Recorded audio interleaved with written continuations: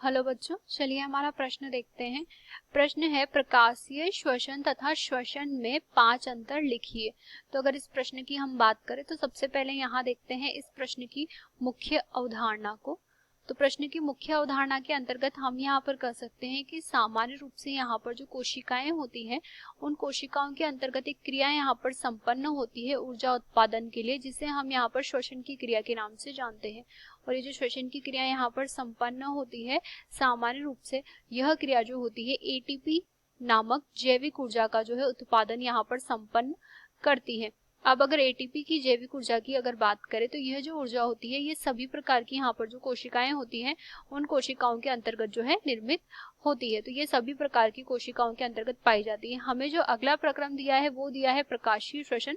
तो प्रकाशीय श्वसन जो होता है प्रकाश की अंतर्गत यहाँ पर जो श्वसन की क्रिया संपन्न होती है प्रकाशीय श्वसन होती है। और मुख्य रूप से यहाँ पर हम कह सकते हैं कि ये जो क्रिया होती है प्रकाश संश्लेषण की जो क्रिया होती है उससे संबंधित यहाँ पर होती है। तो अगर इन दो क्रियाओं के मध्य हम यहाँ विभेद को देखें तो हम यहाँ लिख सकते हैं श्वसन की क्रिया, वो दूसरी तरफ हम यहाँ पर लिख सकते हैं प्रकाशीय श्वसन की क्रिया, जिसे फोटो रेस्पिरेशन के नाम से हम जानते हैं। अब अगर बात करें यहाँ पर इन दोनों के मध्य विभेद की, तो सबसे पहला विभेद तो हम यहाँ पर कह सकते हैं कि ये जो होता है यहाँ पर सभी प्रकार की श्वसन की क्रिया जो होती है सभी प्रकार की कोशिकाओं के अंतर्गत संपन्न होती है, परंतु जो प्रकाशीय श्वसन की क्रिया होती है यह सिर्फ प्रकाश संश्लेषी जो कोशिकाएं होती हैं उनके अंतर्गत संपन्न होती है। तो यहाँ पर हम कह सकते हैं कि यह जो क्रिया होती है वह प्रकाश संश्लेषी कोशिकाएं जो होती हैं उनके अंतर्गत ही यहाँ पर संपन्न होती हैं। इसके अलावा जो श्वसन की क्रिया होती है इसके अंतर्गत हम यहाँ पर कह सकते हैं कि यहाँ पर प्रकाश की आवश्यकता होती है और इसके अलावा यह जो होती है अंधेरे में भी यहाँ पर संपन्न होती है, यानी कि हर वक्त संपन्न होने वाली क्रिया है। परंतु जो प्रकाशीय श्वसन होता है मुख्य रूप से ये जो क्रिया होती है प्रकाश की उपस्थिति इसके लिए अनिवार्य है, प्रकाश की उपस्थिति में ही यहाँ पर जो है संपन्न होने वाली ये क्रिया होती है। इसके अलावा हम यहाँ पर कह सकते हैं कि ये जो होती है सभी जीवों के अंतर्गत यहाँ पर संपन्न होती है, तो सभी जीव इसके अंतर्गत आते हैं। परंतु जो प्रकाशीय श्वसन की क्रिया होती है वो सिर्फ यहाँ पर C3 प्रकार के जो पादप होते हैं उनके अंतर्गत संपन्न होती है। श्वसन की क्रिया की अगर बात करें तो इसके अंतर्गत हम यहाँ पर कह सकते हैं कि यहाँ स्थान जो होता है इनका वह स्थान होता है कोशिका का कोशिका द्रव्य।